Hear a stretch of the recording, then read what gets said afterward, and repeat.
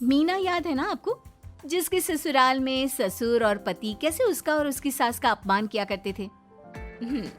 वैसे तो मीना को नौकरी की इजाजत मिल गई थी, लेकिन मीना, ये क्या है? खाना अभी तक नहीं बना। कब से मैं यहाँ बैठा हूँ कि नाश्ता कर लूँ। बस 2 मिनट, वो ऑफिस की एक ईमेल करनी है। तभी ससुर जी आ जाते हैं। मैंने कहता था जिस दिन ये फीमेल ईमेल करने लगेगी घर नहीं चलने वाला। तभी सास हाथ में नाश्ते की प्लेट ले आती है। ये लो, सभी उपमा खाओ। गर्मा गर्म स्वादिष्ट उपमा देखकर वाह माँ जी, 2 मिनट में ये कमाल, क्या बात है। वो आता है ना रेडी टू ईट वाला पैकेट, वही बनाया है। स्वाद बता बहू कैसा है। कल तक जो बीवी पति के नाम से ही कांपती थी, बहू के आ जाने के बाद कैसे उड़ रही है, ये देखकर ससुर जी को आ जाता है गुस्सा। हाँ हाँ, पैसे तो पेड़ पर उगते हैं ना, या तेरा बाप दे जा रहा है जो बैठे बैठे पैसे खर्च कर रही है। अरे जरा शरीर चला लिया कर, वरना पता है ना जब मेरा हाथ पड़ेगा तो कैसे काम करती है तू।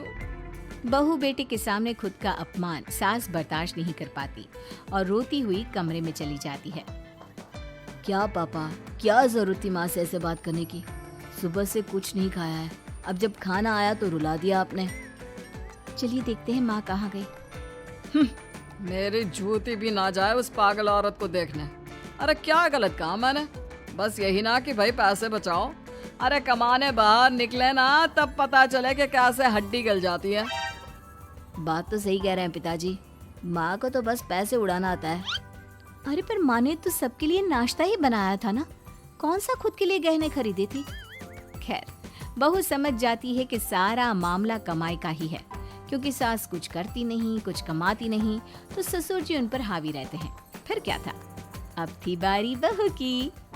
माँ जी, दरवाजा खोलिए, देखिए मैं उपमा लेकर आई हूँ, गर्मा गर्म खा लेते हैं। सास कमरा खोल देती है।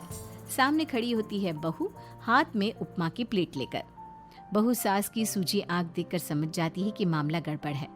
वो बात पलटते हुए कहती है, माँ जी वो आपकी काली साड़ी पर काला ब्लाउज है ना, वो प्लीज मुझे दीजिए। मुझे कल ना काली साड़ी पहनी लेकिन कोई ब्लाउज ही नहीं है। सास बहू की बात में अपना गम भूल जाती है। हाँ हाँ बहू, क्यों नहीं, वो तो मैंने अपने हाथों से डिजाइन किया था। चल अभी निकाल कर देती हूँ तुझे। सास बहू को ब्लाउज निकाल कर दे देती है। फिर अगले रोज, माँ जी आज तो ऑफिस में कमाल ही हो गया, पता है क्या, सारी सहेलियों ने घेर लिया, पूछ रही थी ब्लाउज कहाँ से खरीदा। मैंने भी बोल दिया मेरी सास ने सिलाया, वो भी खुद डिजाइन करके। ये तो वही बात हो गई कि झोला छाप डॉक्टर की दवाई काम कर गई। अरे बहू, ये तो बस ऐसे ही बना दिया था। लेकिन माँ जी आपको पता है, ये देखिए 2 लोगों ने तो मुझे कपड़ा भी दे दिया और नाम भी, सेम टू सेम डिजाइन का ब्लाउज बना दो, और बदले में ये 2000 रुपए। हाथ में 2000 देखकर सास की तो आंखें फटी की फटी रह जाती है। अरे बहू, ये तो कमाल ही कर दिया। ये काम तो मैं कल तेरे ऑफिस जाने से पहले ही खत्म कर दूंगी।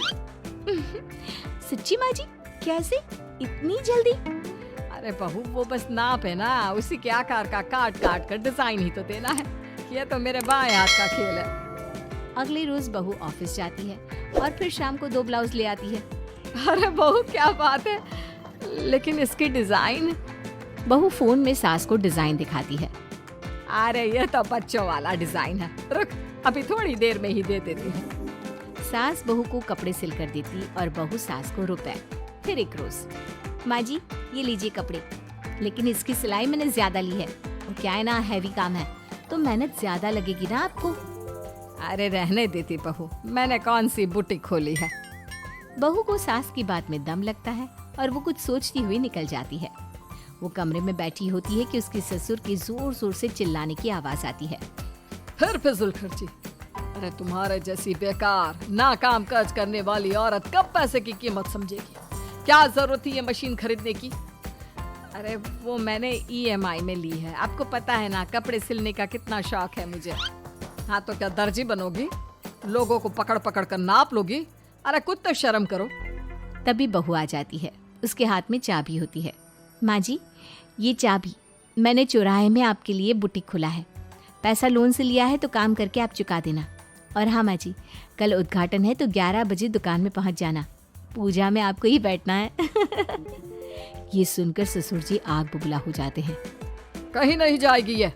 इस घर की औरतें बाहर नहीं निकलती। तू तो इंजीनियर है इसलिए तुझे इजाजत दे दी, लेकिन ये तेरी सास 4 अक्षर नहीं आते इसको। अरे रहने दे, क्यों पैसा बर्बाद करवा रही है। सास को डांटने की आदत ससुर जी को जो लग चुकी थी। सास बहू की ओर देखती है। तो माँ जी, कल वक्त से तैयार रहना। ससुर जी, आप ही तो माँ जी को कहते थे ना उन्हें पैसे की कदर नहीं है, तो अब वो खुद ही कमाने जा रही हैं। अरे और क्या पापा, देखिए मीना ने कितना अच्छा बुटीक खुला है माँ के लिए। अरे रहने दो, ये कुछ नहीं कर पाएगी, गंवार कहीं की। ससुर की रजामंदी ना होने के बाद भी सास काम करती है, लेकिन ससुर भी ससुर होता है। एक रोज सास देर से घर आती है। कहाँ घूम रही थी? ये कोई वक्त है घर आने का? घर का ठेका क्या आप मर्द लेंगे? अब लगोगी रसोई में, क्योंकि तुम्हारी बहू रानी भी नहीं आई अभी तक। पापा, आज बाहर से ही मंगवा लेते हैं। आज बहुत ज्यादा काम था। किसी की शादी का पूरा कपड़ा सिलना था। कल उन लोगों की ट्रेन थी, खुद बैठकर काम करवा कर गए हैं। बहू, ये पैसे हैं आज के गल्ले के, जरा संभाल ले। ससुर देख रहा होता है कि कैसे कल तक जिस औरत को वो बुरा भला कहकर डरा कर रखता था, वो आज उससे ज्यादा कमा रही है। देखता है कितना दिन कमाती है। ससुर अब रोज कोई ना कोई ऐसा काम करता जिससे सास का काम बंद हो जाए। फिर एक दिन, हे भगवान, 10 बज गया, बुटीक खोलने का वक्त हो गया है, लेकिन ये मेरी साड़ी, इस पर ये क्या गिर गया? पता नहीं किसने क्या डाल दिया, अब क्या करूं? सास दोबारा अलमारी से दूसरी साड़ी निकालती है, फिर उसे प्रेस करती है और किसी तरह बुटीक पहुंचती है, जहां पहले से ही कस्टमर खड़े होते हैं। अरे क्या हो गया? लगता है काम चल गया तो मैडम के भाव बढ़ गए। पता है, इस धूप में पिछले आधे घंटे से खड़े हैं। पता होता तो वो बगल वाली शॉप में ही दे देते। अरे माफ करिएगा, वो क्या हुआ ना, तैयार होकर निकल ही रही थी कि साड़ी में सॉस गिर गया। दोबारा साड़ी चेंज की तो आप आई। ठीक है, लेकिन अब आ गई है तो जरा जल्दी से कपड़े दे दो, हमें जाना है। सास को कस्टमर की बात बुरी लगती है, लेकिन क्या करती, वो जल्दी से सभी को सारा सामान देकर विदा करती है। सारा दिन काम करती है। वो निकल ही रही थी कि एक कस्टमर आती है। जी, वो मेरी साड़ी है ना शादी की, उसका लहंगा बनवाना है। हाँ हाँ, क्यों नहीं, बनवा लो। शादी की साड़ी के साथ इमोशंस जुड़े होते हैं। बिल्कुल सही बोला आपने। परसों मेरी शादी की सालगिरह है, तो जरा बना देना। अरे नहीं, इतनी जल्दी कहाँ तैयार होता है शादी का लहंगा? कम से कम 4 दिन तो। देखिए, आप 2 दिनों में जितना कमाती है ना, वो मैं आपको 1 दिन में दे दूंगी। बस मेरी ये शादी की साड़ी का लहंगा बना दीजिए। सास को भी अब पैसे की लालच आ जाती है। वो सोचती है कि वैसे भी कोई अर्जेंट काम नहीं है तो वो मैनेज कर लेगी। आप ठीक है, नाप दे दीजिए। औरत नाप देकर वहाँ से चली जाती है। सास सोचती है कि घर जाकर रात में काम करेगी। ये सोचकर वो उस औरत की शादी की साड़ी घर ले आती है। वाह, अब काम घर पर भी ले आ रही हो। हाँ, लेकिन घबराइए नहीं, घर के काम में कोई असर नहीं होगा।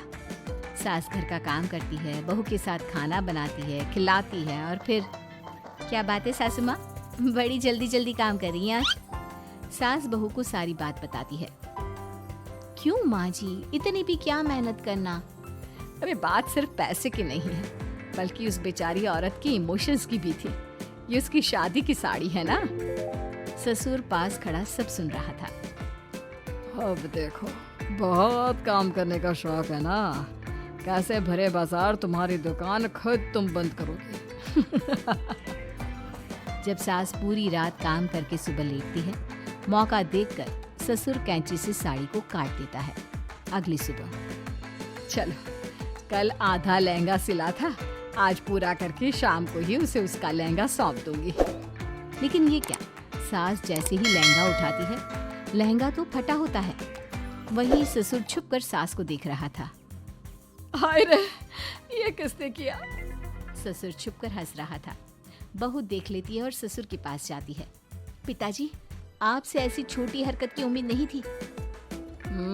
आप खुद ही दुकान बंद करेगी। ससुर वहाँ से चला जाता है। सास भी वहाँ आ जाती है। वो समझ जाती है कि उसके पति ने ही साड़ी पर कैंची चलाई है। लेकिन फिर शाम को, जी वो मेरा लहंगा तैयार हो गया। हाँ जी, मैं तो कहती हूँ कि आप एक बार लहंगा पहन कर भी देख ले। औरत लहंगा पहन कर आती है और खूब खुश हो जाती है। अरे ये लहंगा है ना अंकल जी कमाल का, आंटी जी ने बनाया है, बिल्कुल लेटेस्ट डिजाइन। औरत सास को ढेर सारे पैसे देकर चली जाती है। लेकिन मैंने तो ये औरतों का फैशन है, कहीं से सिल दो या कहीं से काट दो, फैशन ही होता है। चलिए शाम का खाना मेरी तरफ से, आज आपका जन्मदिन है ना, रिटर्न गिफ्ट तो बनता ही है।